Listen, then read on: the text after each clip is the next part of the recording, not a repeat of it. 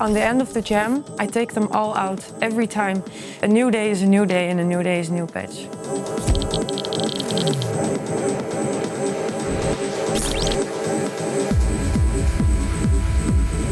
I started producing 6 years ago, something like this, in 2019-20.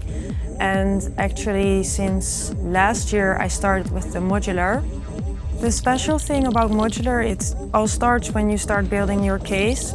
And it's true, you can get lost, but you start very small, right? Because it's a lot of money, you cannot buy a whole system in once, at least I would not advise you to. You start very small, and then you are very limited with what you have. So you are gonna make the most out of what you have until you have fully discovered it and you feel like, now I want something more. Now I want the sound to be moving. I need an LFO. I need a filter because I cannot filter the high or low. So that's how you start carefully making your system bigger and bigger. Sometimes I buy a module and I'm like, maybe shouldn't have bought this. And then you sell it on Marktplaats, you buy something new. It's a super nice process. And it's always a nice moment. And I always, usually when I have a new module, go reconstruct my whole case again. I want a different order.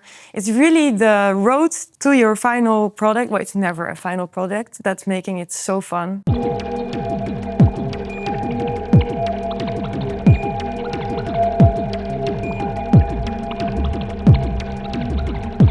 Well, I'm jamming live and I'm just trying out a lot of stuff. Usually, sometimes I feel like doing some super slow halftime or some more ambient, which is also becoming a lot more fun now because I bought the Elmira 2. This is like a drone machine. And then when I find myself making something really nice, I'm like, okay, now I'm going to record this. And then I'm just gonna record the sounds. And sometimes I also just record a bunch of weird lasers and stuff and that I use in my productions that I am making in Ableton already, just for some nice FXing. But whenever I make a nice sound, I really try to make sure to record it, because the thing about modular, which also makes it beautiful with the sound design, it's hard to get the same thing twice. It's always a surprise what you're gonna do. It's also, when I'm gonna play live, it's all gonna be, I cannot really prepare it. I have to rely on my knowledge and knowing my system. Every time I do a jam, I put in my cables, but on the end of the jam, I take them all out every time, because otherwise I'm going to be too attached to this patch. And when I recorded it already, I think I have to do it with what I have there. And the next time there will be a new idea floating out. A new day is a new day, and a new day is a new patch. The modules I always use is, first of all, this was the first voice I've bought. And I still love it a lot. It's the Bushla X Tip Tops. It's actually partly a Bushla module, but formatted in a Eurorack format. And it has 2 voices. And the reason why I love this oscillator specifically so much is because with a lot of oscillators you see that you have the output for the sine wave, for the square wave, for the sawtooth apart, so you have to choose which wave you're gonna use.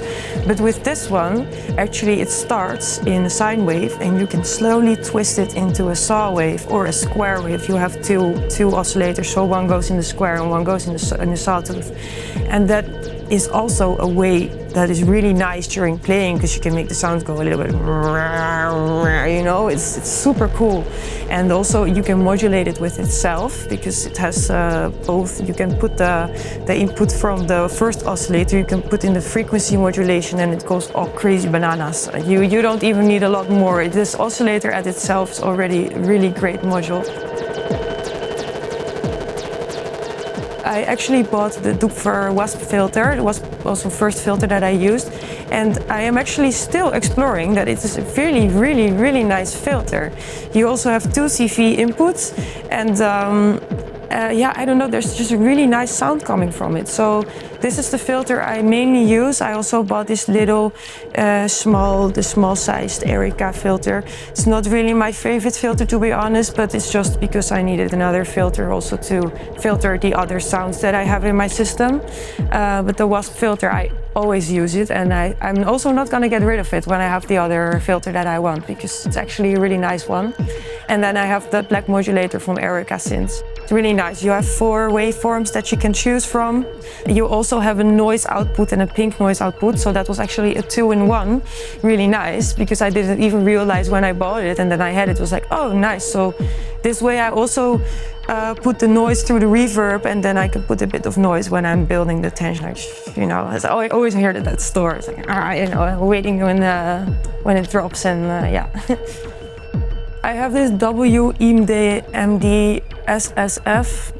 It's that one over there. It's very small. It's an envelope and a VCA, but I can also use it for modulation, because when I put the CV from my filter, or I feed the frequency modulation from my oscillator in it, it goes crazy. I don't even really understand what is happening, but when I twist the knobs there, you can either use it as an envelope, you have the 4 knobs, but also if you twist them and you feed it to the CV, it starts making super crazy sounds. And I also use it as VCA for my other envelope, because I have separate envelope for the sequences that I'm making. So it's actually 3 functional, and it's very small too.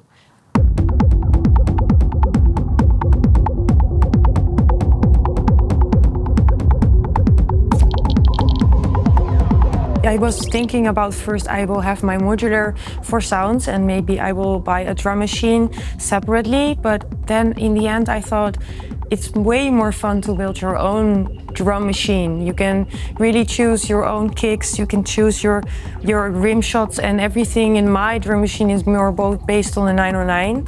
I do find myself being a bit limited there, because when I play a set, I now only have 1 kick. That can become a bit monotone, so I'm still thinking a little bit about how I'm going to do that.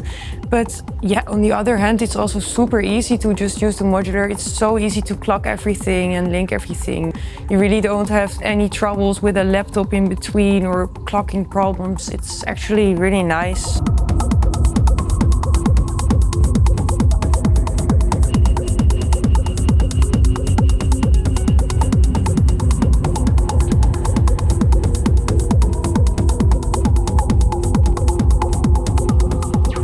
I have 2 sequencers that trigger for the drums, so for the kicks and the hi-hats. I have 2 pairs of circadian rhythms, and I have the sequencers that will send the volt per octave for the oscillators, and they are both from Erica. They're actually the small ones, it's not really the ones. Eventually I actually want one that gives me more choices of what I can do, because one of them is only 4 steps, and I can put them in a polyrhythm, or I can put them in 2 steps, 3 steps, the polyrhythm, or the 4 steps.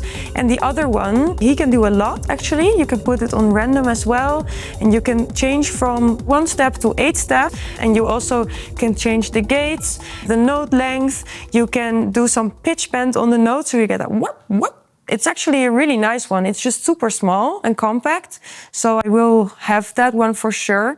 And the other one, the Pico one, the smaller one with only 4 steps, I usually use for a bass line to make a very low sine wave under the kick. So I actually need another bigger sequencer, but that is again a part of the journey, that one day I will find the perfect sequencer and I will buy it.